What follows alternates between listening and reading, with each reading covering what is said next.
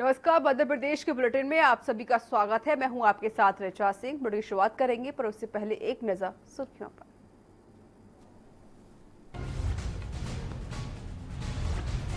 PM Modi ने 65वीं बार की मन की बात। पीएम बोले, संकट की घड़ी में देशवासी मदद के लिए तरीके इजाद कर रहे।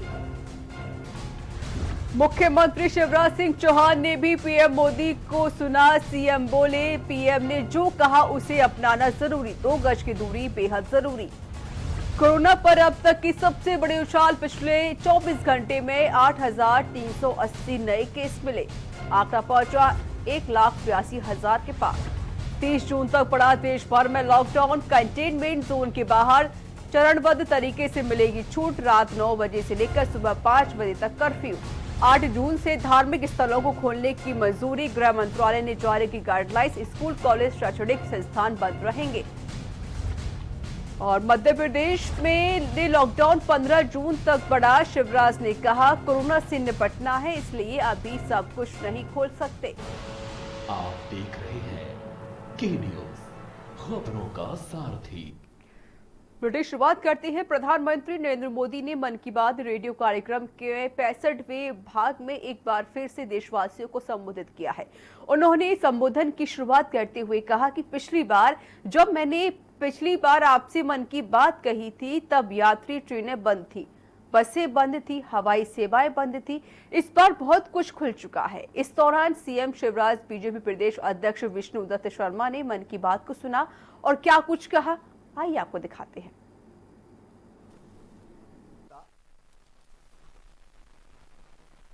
और सेवा के जीवंत प्रतीक हैं। उनके हृदय में जो तड़प है भारत के विकास की, जनता की सेवा की, लोगों के कल्याण की, वही उनकी वाणी से प्रकट होती है। एक तरफ कोरोना के खिलाफ लड़ाई की गंभीरता से उन्होंने हमें परिचित कराया है और हमें आगाह किया है कि अभी भी ये संकट गंभीर है। हम तनिक भी लापरवाही ना बरतें। वहीं दूसरी तरफ इस चुनौती को अवसर के रूप में बदलने का भी असाधारण कार्य माननीय प्रधानमंत्री जी ने किया है। आत्मनिर्भर भारत, और आत्मनिर्भर भारत के लिए आत्मनिर्भर राज्य, आत्मनिर्भर कस्बे, आत्मनिर्भर गांव, इसने एक नई प्रेरणा पैदा की है। हर एक के मन में अब अपनी लोकल चीजें खरीदें, इसका भाव पैदा हो रहा है। लोकल अब वोकल बन रहा है।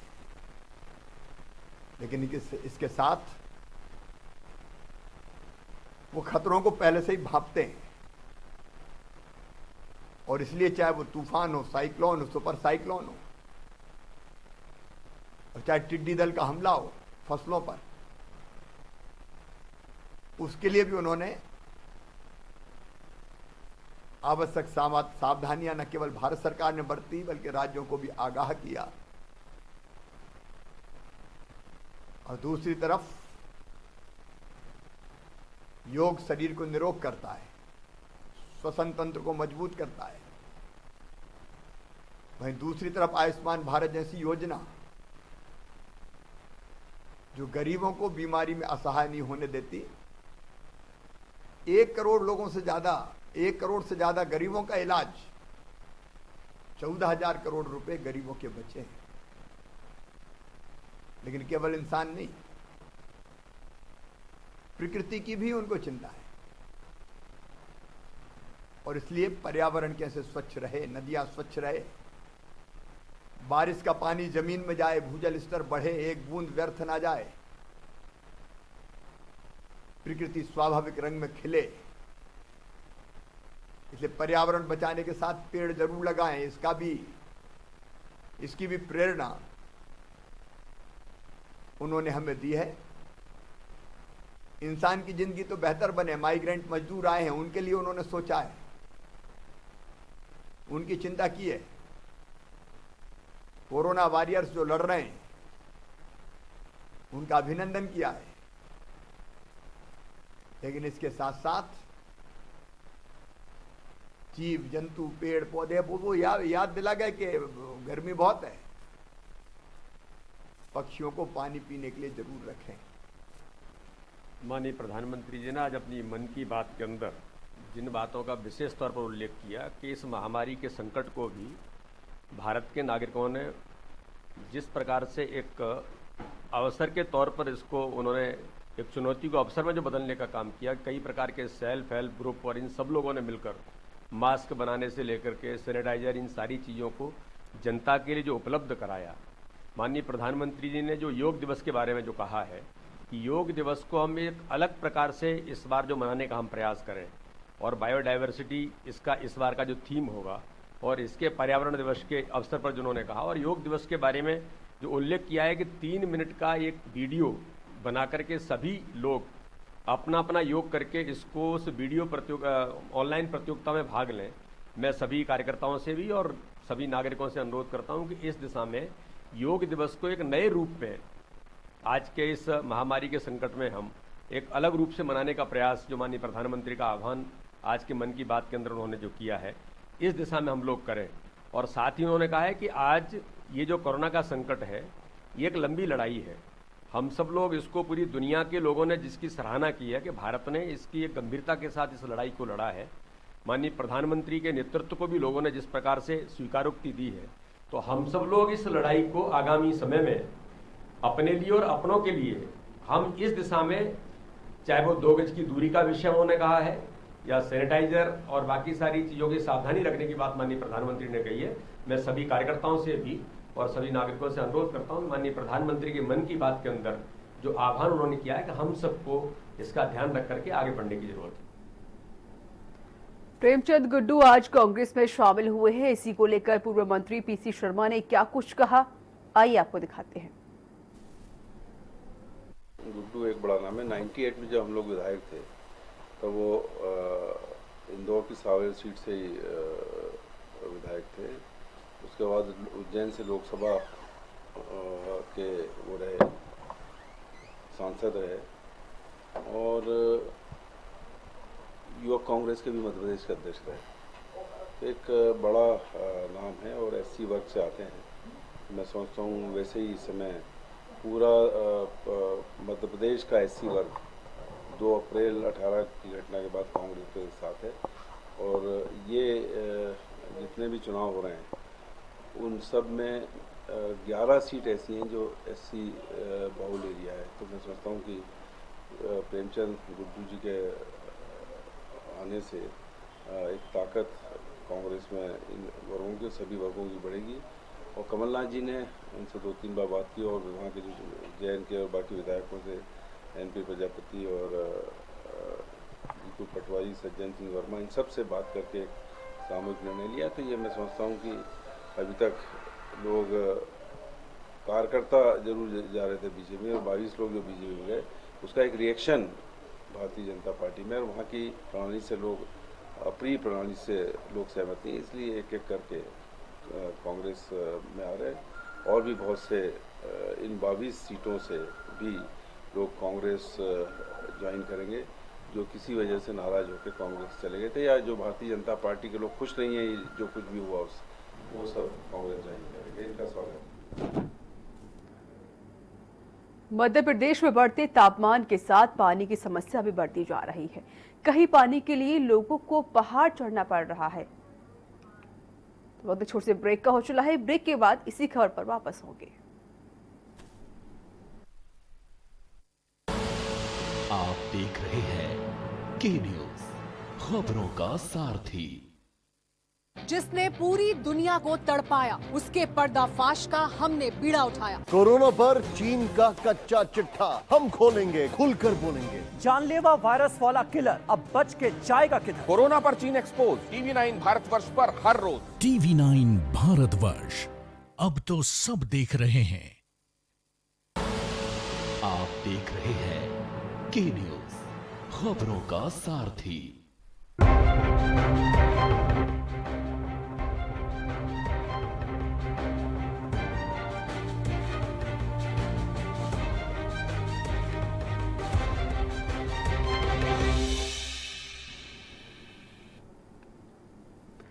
ब्रेक के बाद स्वागत है। मध्य प्रदेश में बढ़ते तापमान के साथ पानी की समस्या भी बढ़ती जा रही है। कहीं पानी के लिए लोगों को पहाड़ चढ़ना पड़ रहा है तो कहीं पानी को चोरी से बचने के लिए पानी पर ताला लगाना पड़ रहा है।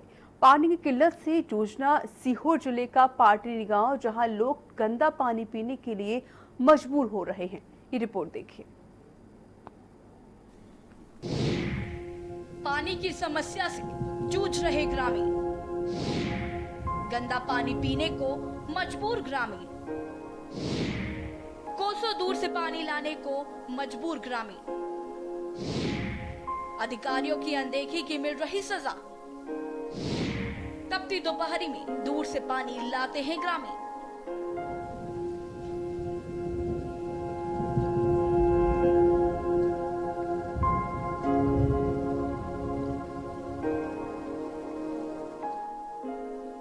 संकट पानी का सही सुना आपने। समस्या है प्यास की, पानी की और जीने की। पानी जिसके बिना कल अधूरा है। जिस पानी को लोग बर्बाद करते हैं, उन्हें ये तस्वीरें जरूर देखनी चाहिए। पानी की क्या अहमियत होती है, इन तस्वीरों को देखिए, जहां पीने के पानी के लिए ग्रामीणों को कोसों दूर जाना पड़ता है। तपती दोपहरी में कई किलोमीटर दूर जाने को पानी लाने को मजबूर है ग्रामीण। लेकिन सोचिए, जो पानी मिल रहा है वो भी गंदा है। गांव में पानी की टंकी तो है, लेकिन सप्लाई घरों तक नहीं होती है।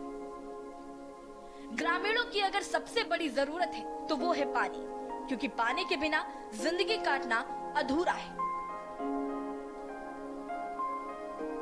मध्य प्रदेश में बढ़ते तापमान के साथ पानी की समस्या भी बढ़ती जा रही है। कहीं पानी के लिए लोगों को पहाड़ चढ़ना पड़ रहा है तो कहीं पानी को चोरी से बचाने के लिए पानी पे ताला लगाना पड़ रहा है।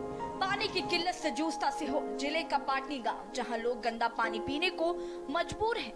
1500 आबादी के इस गांव में पानी की एक छोटी सी टंकी है, लेकिन उसकी सप्लाई सभी घरों में नहीं है। पाटनी गांव की महिलाएं बताती हैं कि वे सुबह पानी पीने के लिए कुएं से लाती हैं, तो दिन में झीरी से पानी भरा जाता है। झीरी का पानी काफी गंदा है, जिसका इस्तेमाल वो नहाने और कपड़े धोने और मवेशियों के लिए करती है, और कभी कभी उन्हें यही पानी पीना भी पड़ता है। पीने के पानी के लिए महिलाओं को घर से तकरीबन 1 किलोमीटर दूर जाना पड़ता है। बावजूद उसके गंदा पानी ही इनके हाथ लगता है।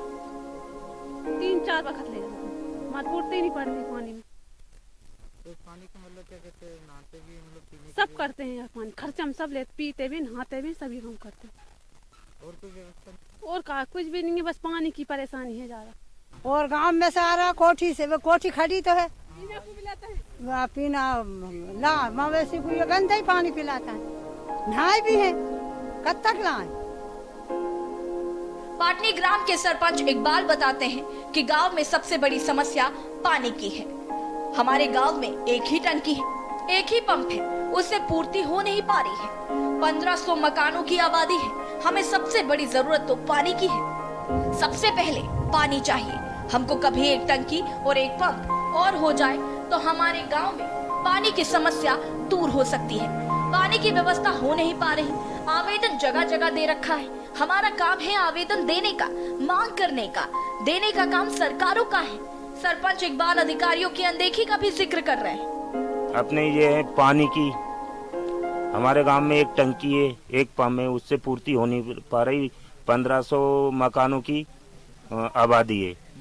हमें सबसे बड़ी जरूरत तो पानी की है। सबसे पहले पानी चाहिए हमको।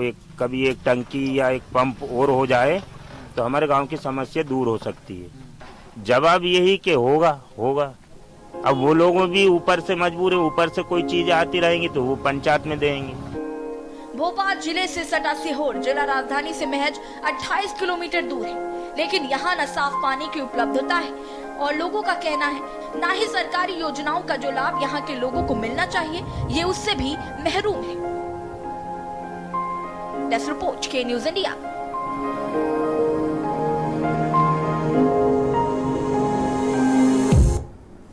रीवा जिले की नईगढ़ी थाना क्षेत्र के अंतर्गत ग्राम झूसी में उस वक्त हड़कंप मच गया जब आग की अंगारे तेज हवा के कारण एक जगह से दूसरी जगह एक घर पर गिरने शुरू हो गई।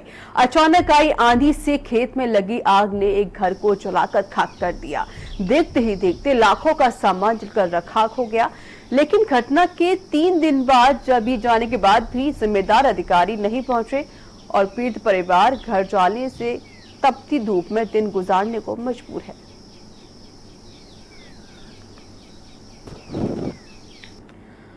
विदिशा के बेतवा नदी के घाटों पर स्थापित ऐतिहासिक और अति प्राचीन मंदिरों के स्थानों पर आए दिन असामाजिक तत्व मछली के जालों को लगाकर मछली मारने का काम कर रहे थे, जिसके कारण न केवल घाटों पर और पैदल मार्ग पर गंदगी हो रही थी, बल्कि नदी पर नहाने वाले बच्चों को भी इन मछली के तारों में उलझकर परेशानी का सामना करना पड़ रहा था, जिस पर डिस्ट्रिक्ट कमांडेंट संतोष कुमार जाट और कंपनी कमांडेंट श्रीधर पिल्लई के नेतृत्व में जालों को नदी से निकालने का रेस्क्यू किया गया, जिसमें चरण तीर्थ घाट, राजा हरिश्चंद्र घाट, महल घाट से होमगार्ड के जवानों ने लगभग 6 से अधिक मछली के जालों को निकालकर उनमें फंसी मछलियों को आजाद किया और जालों को नष्ट किया गया।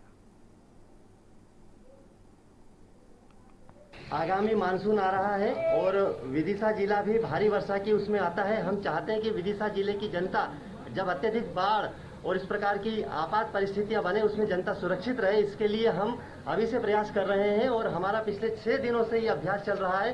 बेतवा नदी के किनारे होमगार्ड और एसडीआरएफ के हमारे जवान लगातार इसमें कर रहे हैं। हमारी ये कोशिश है कि ज़्यादा से ज़्यादा हमारे गोताखोर, हमारे बोट ड्राइवर, ओबीएम हैंडलिंग ये सब सीख सकें। साथ में ही मुक्तिधाम के हमारे जो कार्यकर्ता हैं, इन्हीं के सहयोग से हम बेतवा नदी के संरक्षण के लिए यहाँ जो जाल लगे हुए हैं या दूसरी साफ सफाई, ये भी हम कार्य और ये गतिविधि हम कर रहे हैं। और इस बीच वक्त छोटी सी ब्रेक का हो चला है। ब्रेक के बाद जल्द हाजिर होंगे।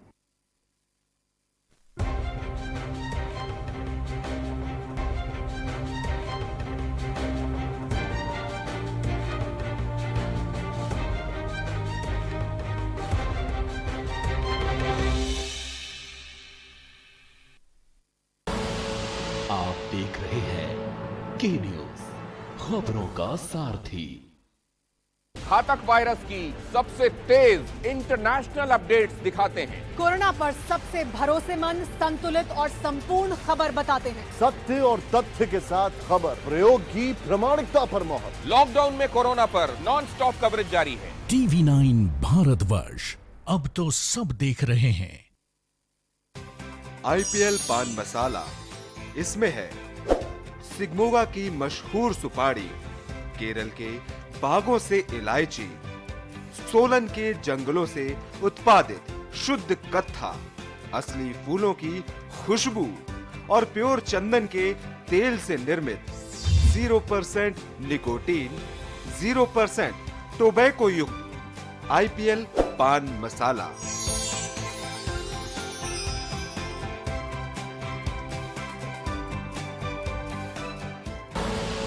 आप देख रहे हैं के न्यूज, खबरों का सारथी।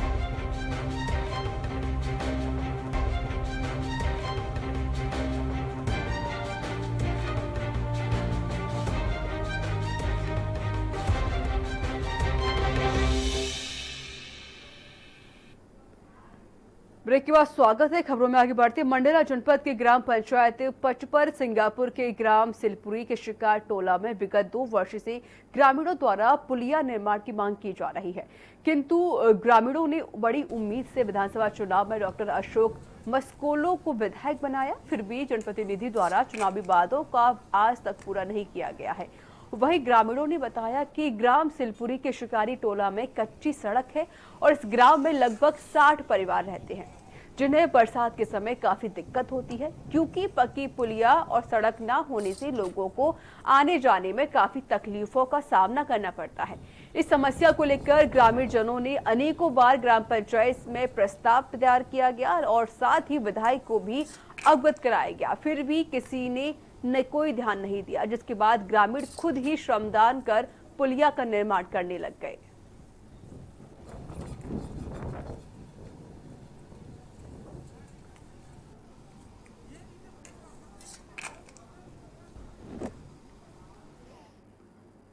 बैतूल में कोतवाली थाना क्षेत्र के गौंडी बगड़ी गांव में एक मिट्टी की खदान अचानक धंसने से बड़ा हादसा हो गया। खदान में दबकर 2 महिला और एक युवक सहित कुल 3 लोगों की मौत हो गई और वहीं एक अन्य महिला इस हादसे में गंभीर रूप से घायल हो गई।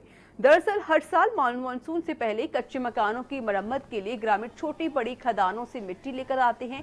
इसी वजह से लोग भी एक मिट्टी खदान में घुसे थे, लेकिन अचानक खदान का स्लैब गिर गया जिससे 3 लोगों की मौत हो गई।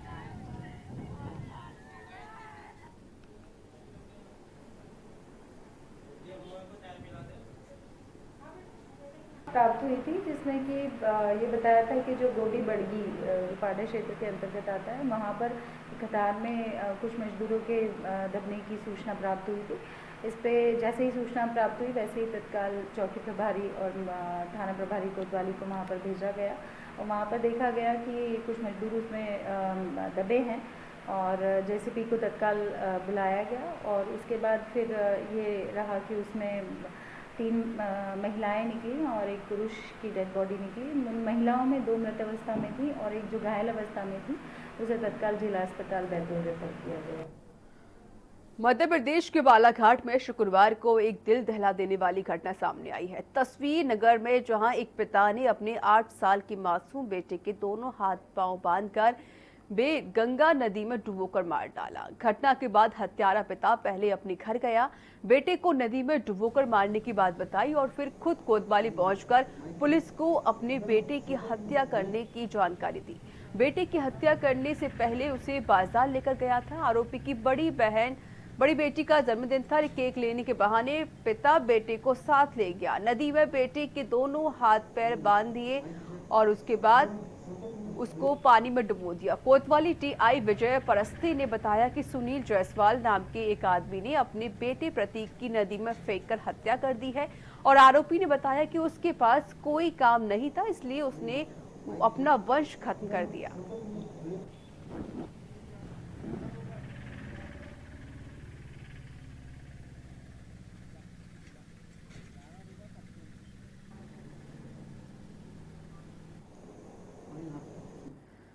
हरदा लाल माटी की बड़ी नहर टूट गई है। देखते ही देखते नहर का पानी किसानों के खेतों में भर गया है। पानी का बहाव तेज होने के कारण पानी लाल माटी गांव पहुंच गया। नहर फूटने की जानकारी ग्रामीणों सहित कोटद्वार में नहर विभाग और राजस्व विभाग को दी गई। मौके पर पटवारी सहित अधिकारी पहुंचे। ग्रामीणों ने बताया कि बीते 2 सालों में यह नहर करीब 3 बार टूट चुकी है।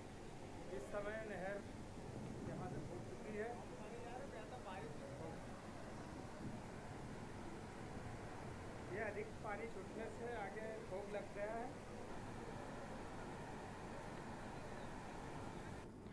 मध्य प्रदेश में बढ़ते तापमान के साथ पानी की समस्या भी बढ़ती जा रही है। कहीं पानी के लिए लोगों को पहाड़ चढ़ना पड़ रहा है तो कहीं पानी को चोरी से बचाने के लिए ताला लगाना पड़ रहा है। पानी की किल्लत से जूझता सीहोर जिले का पाटनी गांव, जहां लोग गंदा पानी पीने को मजबूर हो रहे हैं।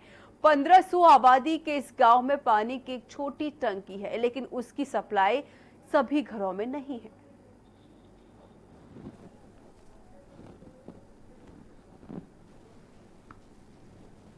समस्याएं अपने ये है पानी की। हमारे गांव में एक टंकी है, एक पंप है, उससे पूर्ति हो नहीं पा रही। 1500 मकानों की आबादी है। हमें सबसे बड़ी जरूरत तो पानी की है। सबसे पहले पानी चाहिए हमको। कभी एक टंकी या एक पंप और हो जाए तो हमारे गांव की समस्या दूर हो सकती है। जैसे PHE अपने इसमें आवेदन देना, हमारे जनपदों में मीटिंग होती है उसमें क्वेश्चन रखना, ये चीजें रखते हैं, करते हैं हम। जवाब यही कि होगा। तो इसी के साथ मध्य प्रदेश के बुलेटिन में इतना ही। नमस्कार।